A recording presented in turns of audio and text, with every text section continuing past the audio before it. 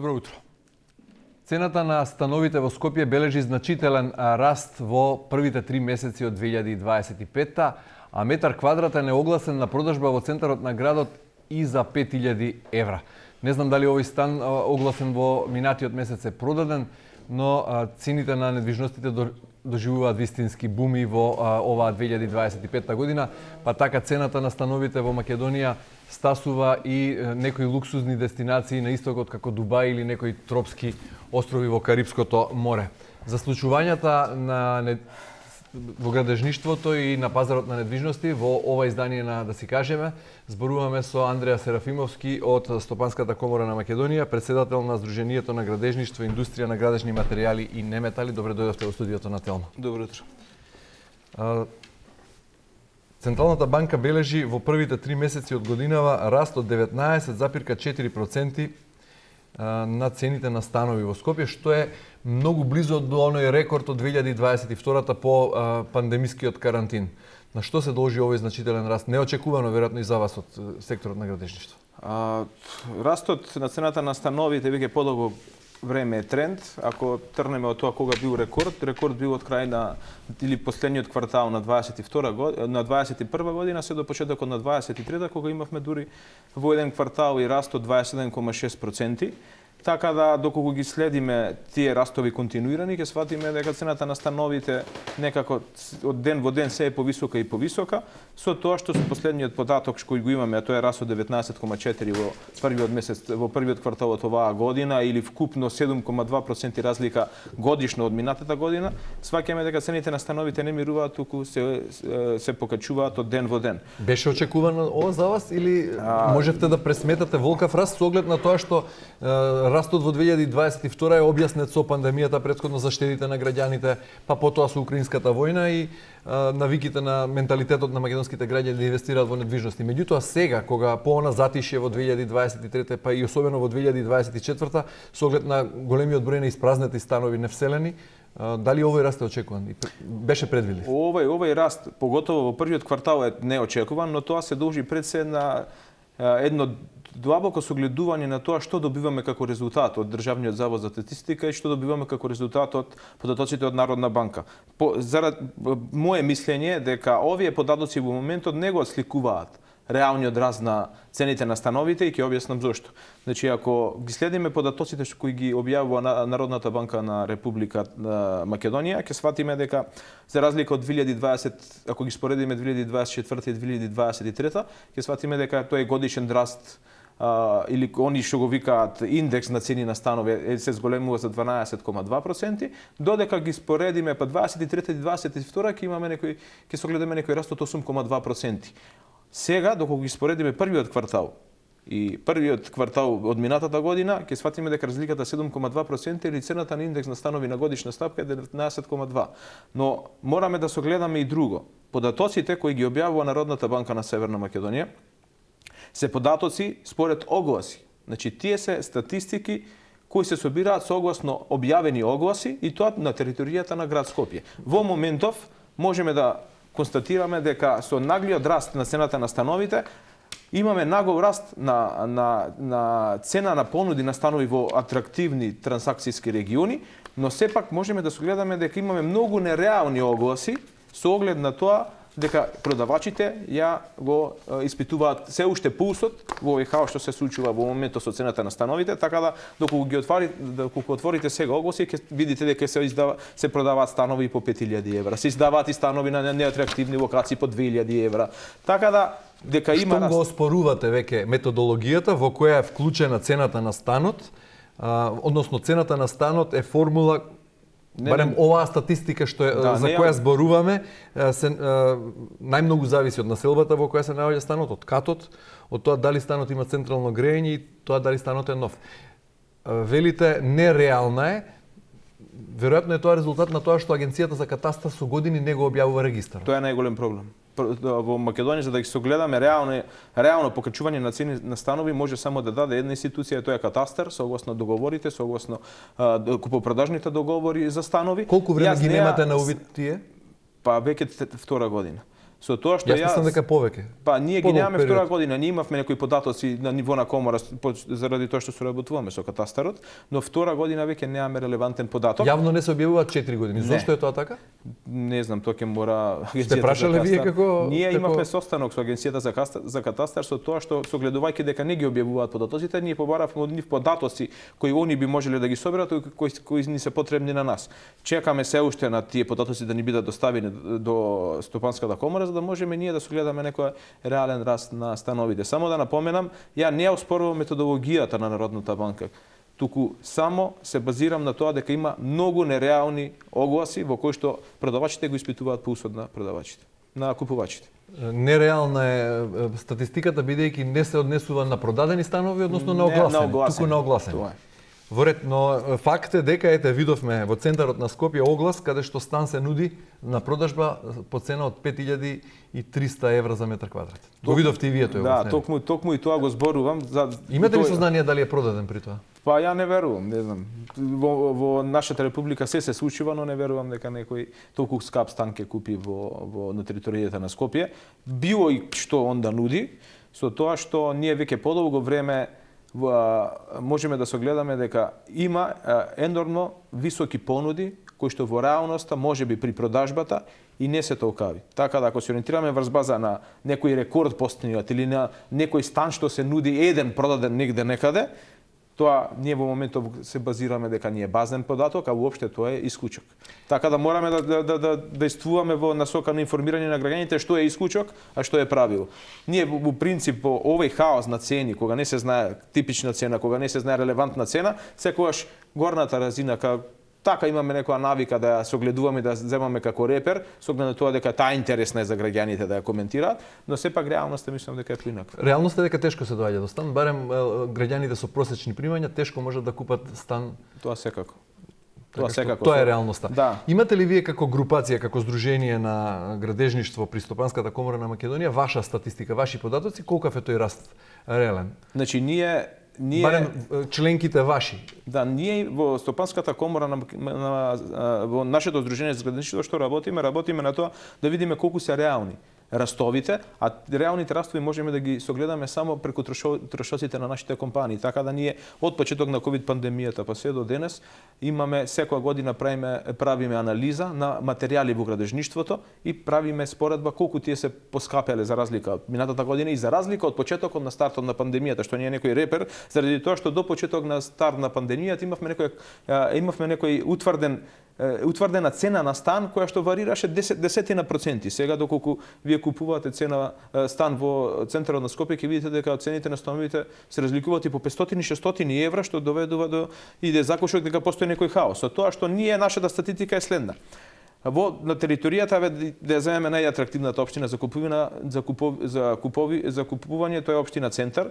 Значи доколку согледате колку чинело земјиштето да се купи од сопствениците и колку денес чини, ќе видите дека тоа е постои една огромна разлика. Доколку пред ковид пандемијата сопствениците на земјишта барале 20 до 25% од изградената нето квадратура, сега тој процент достига некаде и до 40%. Пред да стасаме до локацијата и до атрактивноста на парцелата, факт, дали е реално според вас, како групација, како здружение, податокот дека градежните компании имаат намалени трошоци за градежни материјали и за плати на работници? Тоа не е точно. Тоа не е точно. Значи овој податок го оспорувате на Државниот завод за статистика. Да, имаше еден податок дека цените работната рака во четвртиот квартал се намалива, но тоа се однесува само на еден квартал. А вие не можете да очекувате намалување на цена на работна рака во време кога гледаме дека минималната плата се зголемува константно. Ние во 2016 година имавме минимална плата од некои 7-8 денари, денес имаме 25.000 денари. А цените на градежните материјали не се намалиле, туку некоја највисока индекс цена се стабилизирала или се намалива со оглед на светските берзи. Еве да го земеме железото. Арматурата кошташе во најтешките денови, во најскапите денови за набавка околу 1000 евро од тон, па се намали на 700, па едно време се намали на 600. Сега 600 и 700 кога ќе анализирате доколку имате статистика, тоа е више 13%, но тоа траеше само 2 месеци. Така да тие осцилации на цени доколку ги земеме кога била најевтина цената, не можеме никаков податок релевантен да добиеме. Единствен реален податок е следен. дека нема намалување на градежен материјал од 2021 до денес под 30%.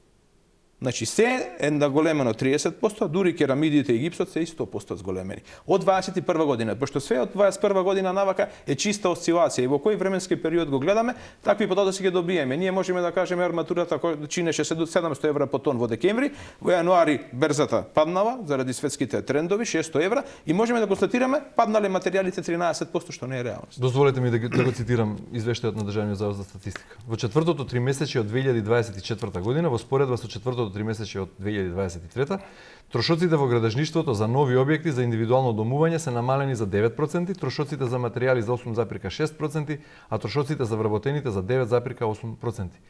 Не се точни овие бројки? Не, тоа се точни, но тоа се однесува на квартал, спореден со квартал кога биле многу високи на ниво цените. 2024-2023 квартали, последниот квартал. квартал. А на цело ниво на цела година какви се состојбите? На цела година состојбите се дека платите во градежништвото во високо градба, ако гледаме 24 и 23, се зголемени за некои минимални 1%. Со тоа што сега имаме нова минимална плата од март, ќе расте уште повеќе. Доколку ги ја земаме просечната плата во градежништво, ќе видиме дека таа се зголемила за 6%. Така да за работната рака не можеме да... Добро, но во истиот овој квартал за кој зборуваме, 3 месеци последни од 2024, во споредба последните 3 месеци од 2023, цената на становите е зголемена за 10,6%. Тоа го диктираат други услови, значи цената на становите е единствен и ние тоа го секогаш го како здружение истакнуваме, цената на станот единствен примарен услов за тоа дали ќе биде висока, дали ќе биде ниска, дали може да се регулира само од себе или треба некој да ја регулира, е односот понуда побарувачка. Доколку трае оваа побарувачка, да речеме во атрактивните општини, било што да се случи, што не е драстично, никогаш нема да добиеме намалување на цена на станови. Материјалите, ако до 10% се поевтинат, работната рака до 10% ако се поевтини, во случај на константни цени на станови и висока побарувачка нема цената да се регулира. Добро, имаат право тогаш некои синдикати што зборуваат или некои поранешни ваши главни градски архитекти се огласија по медиумите со можност за картелско здружување неформално на некои големи градежници или пак за нефер трговски практики во градежништвото со оглед на тоа што ете ако не се намалува барем стагнира трошоците на градежните материјали во последните месеци, а цените на становите енормно растат. Колкави се маржите во градежништвото? Еве се гледаме дека се вртат многу пари. Значи за маржите во градежништвото јас не би сакал неблагодарно да кажувам дека постои картелско здружување, тоа е по мене смешно. Ние во Македонија не се обединивме по најважни прашања за републиката, не па цени за станови. Значи не постои никакво картелско здружување, него приватните компании, они инвеститори кои имаат атрактивни локации го искористија моментот и ја подигнаа цената до највисоки граници, народот тоа го одобруваше, што купуваше секој ден станови. По мене е чудно на известни локации да се продаваат станови по таа цена. Тврдам дека за 10 години ќе вредат помалце, но сепак тоа се случува. И за тоа не е криве нити градежната фирма, не е крива ни државата, само тој што го купува е крив и само тој може да ги сноси последиците утре. Така да не може. Но рековте ако нешто не се случи нешто драстично, а тоа драстично би било влегување на државата во бизнисот? Што друго би можело да направи ред во цената на становите? Само смалување на огромната побарувачка на станови во региони што имаат голема трансакцијска активност. Значи доколку не се смири таа побарувачка, ние не можеме да очекуваме никакво нити меѓутоа тоа е работа на невидливата сила на пазарот. Не можеме да влијаеме на побарувачка. Не можеме. Може ли државата да стимулира поевтини да гради поевтини станови и на тој начин да влијае врз пазарот? Може, секако дека може, но тоа ќе влијае на тоа битно ќе влијае на нормалниот граѓанин. И државата доколку има можности би требало тоа да го прави. Гледам сега дека стамбена Пуик што е во државна собственост се обидува нешто да направи. Да, државата може да изгради станови на државни објекти, кои има сигурно помали трошоци, може да ги цените на становите да ги продава пониско, со тоа што да ги регулира оние цени на станови што имаат исти квалитет како тие што ги гради Пуик. А тоа се цена на станови, тоа се квалитет на станови за нормално живење. Не можеме да очекуваме за оние станови во денешно време и во Скопје гледаме дека више се приориентира и градежните компании се приориентира на тоа да градат луксузни смарт станови со висок квалитет, што не постоеше до пред 5-6 години. Знаевме дека квалитетите на становите варираат, од тоа се разликуваат дали е квалитетен или неквалитетен, а денес се разликуваат дали е утра квалитетен или неквалитетен. Имаше периоди кога имаше станови со имотен лист и станови без имотен лист. Па потоа беше дали има квалитетни или неквалитетни, сега стаса до смарт. За жал тоа е исто последица од тоа што се случуваше. Луѓето не гледа значи не ги препознаваа квалитетите на становите, освен локација, и сега го имаме тоа што го имаме. При тоа последниот попис покажува дека во држава има вкупно 839.000 станови, станува збор за податок од 2021 тој попис.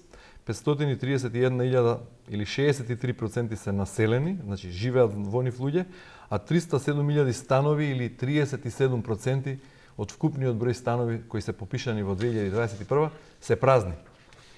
Значи имаме вишок на пазарот, меѓутоа се уште има побарувачка за нови и цените растат.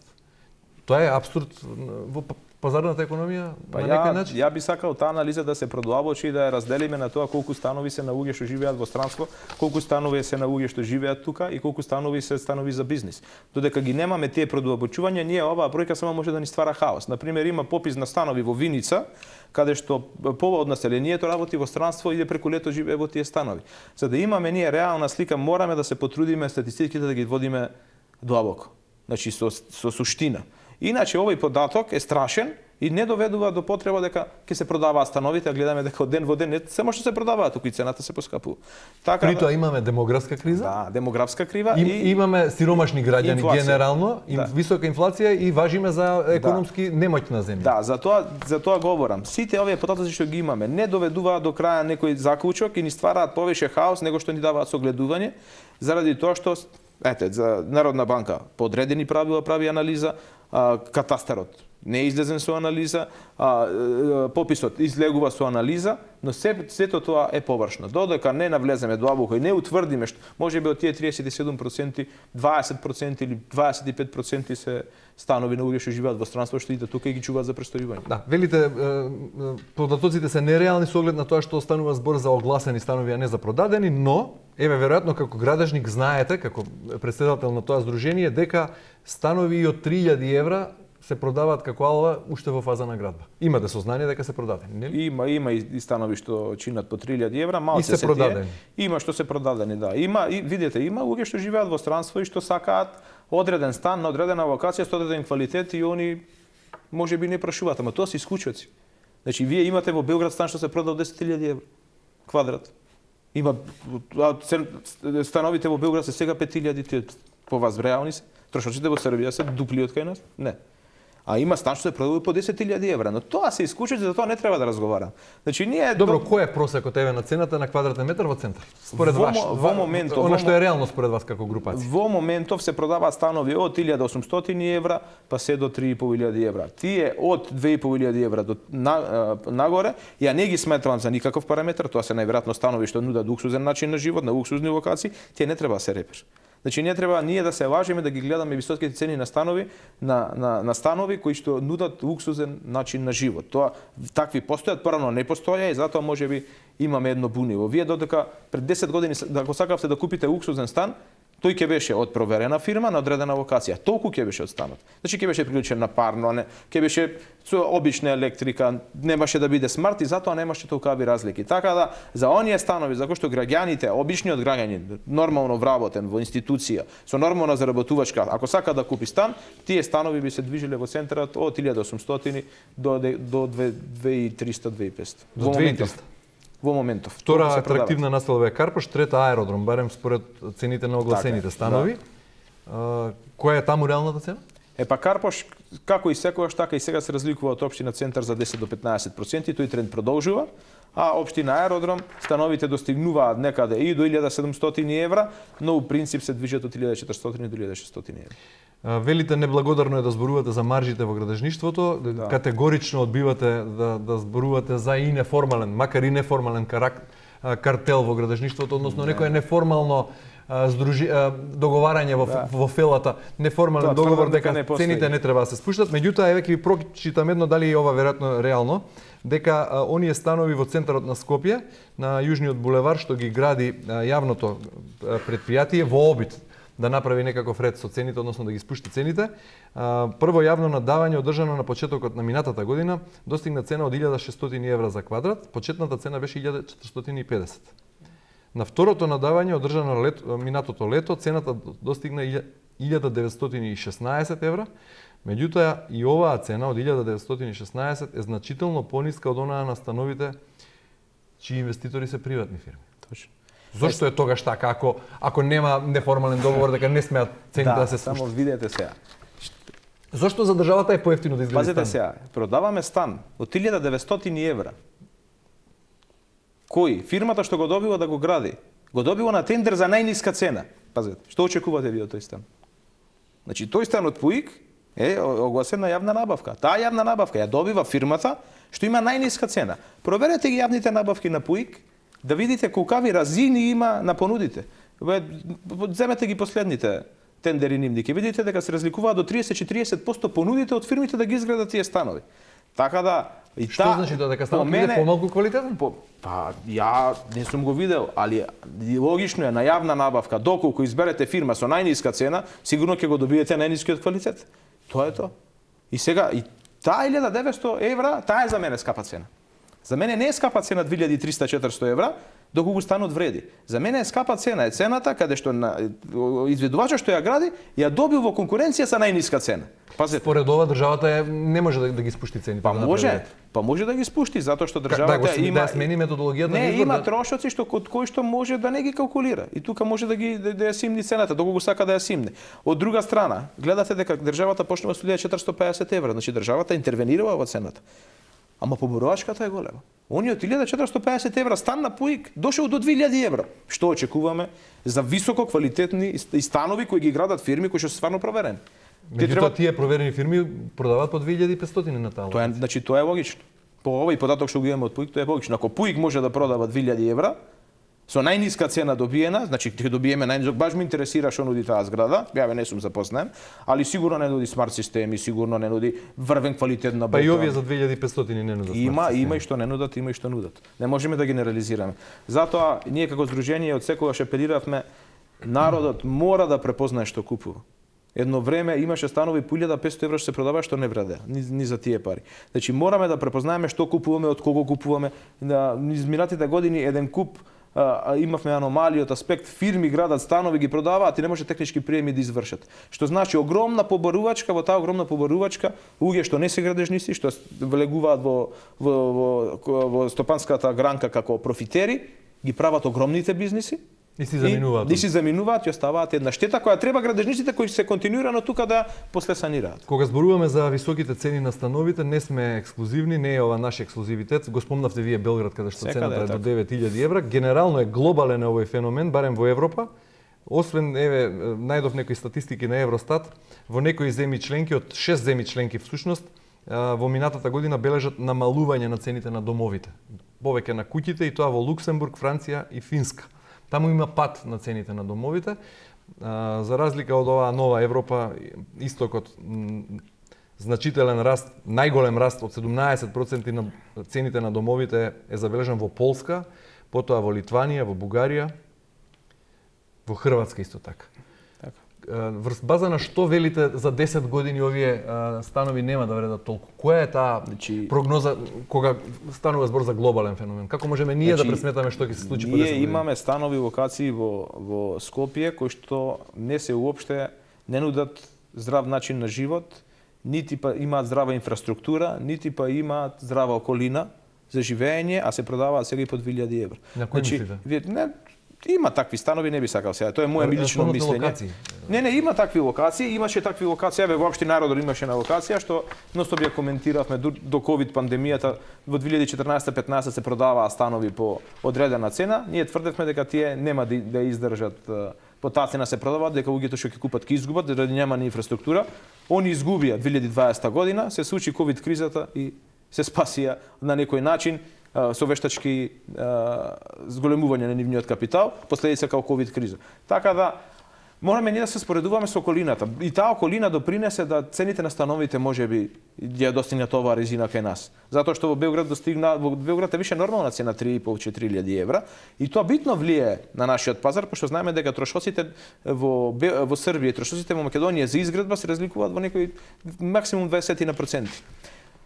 Цените на становите исто во Грција поскапеа, цените во Бугарија поскапеа и таа околина нас ни створи една подлога да можете инвеститорите да бараат повисока цена на квадрат и да одат до таа граница до која ќе се запре растењето. Така да само пазарот во моментот во Скопје или моќноста на луѓето да платат за одреден стан може да ја регулира цената. Затоа велам врз база на што прогнозирате дека по 10 години од сега овие цени нема да бидат реални и ќе паднат. Рековте ќе паднат цените на станови. Не, локации кои се атрактивни во центар, во Карпош, не знам, наводно, секогаш ќе вредат, као сегде во свет. И во светот, во Манхетан е 4 пати поскапо, него во периферија на Њујорк. Но има одредени локации, заради големата побарувачка, што достигнуваат огромни разини, тоа се претежно градушите кои се влезени во бизнис заради профит, кој што народот немајки избор, немајки понуда, а побарувачка огромна купува станови, во моментов се нереални тие станови, ја ви тврдам дека на неатрактивни локации дека становите за 10 години нема да вредат колку сега што вредат. Не е реално на неатрактивна локација да купите вие во моментов стан во Скопје од 2000 евра. Добро, дали платата на работниците во градежните компании изнесува најмногу 40.000 денари? Не, тоа е просечно. Значи просечна плата е 38.600. Оние градежни компании кои имаат своји синдикати кои работат и на инфраструктури и на капитални се повисоки.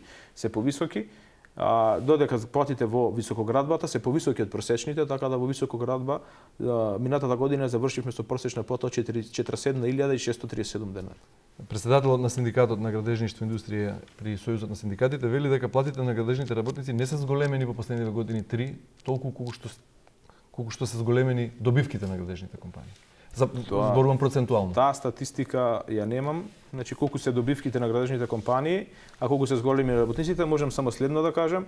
Можам да кажам само дека во моментов цената на работник во високоградба стагнира оваа година за разлика од лани, имаме некоја промена од ни 1%, значи истата е платата на работниците во високоградба, иако имаме одлив на работен кадар, иако имаме одлив и на технички кадар, и мислам дека крајна време е инспекциите да ги проверат овие градилишта, поготово огромните градилишта по Скопје, за да утврдат дали се плаќа реална цена или цвета сива економија.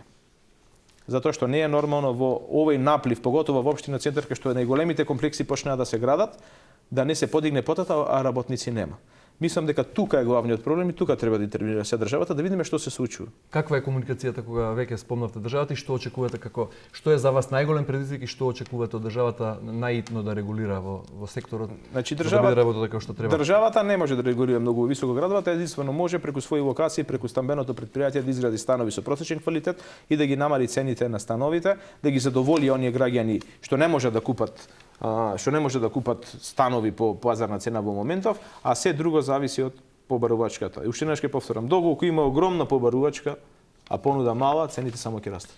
Без разлика дали било ли вештачкото или не било. Не ни остана време да зборуваме дека вистински бум во минатата година доживеа и продажбата на паркинзи и гаражни места. Да. И дека гаража во центарот на Скопје вреди колку помал стан во внатрешноста. И тоа исто е. И тоа се случува како еден својден феномен. И не е феномен, тоа се случува и кај нас, се случува и во околината, например во Белград, најголем бизнис сега на одредени инвеститори да купуваат паркинг места по одредени локации да ги изнајмуваат. Пошто паркинг местото е најисплатливо за изнајмување, пошто нема трошоци за одржување, нема ништо. Така да речеме во Белград паркинг место има по 50.000 евра што кошта.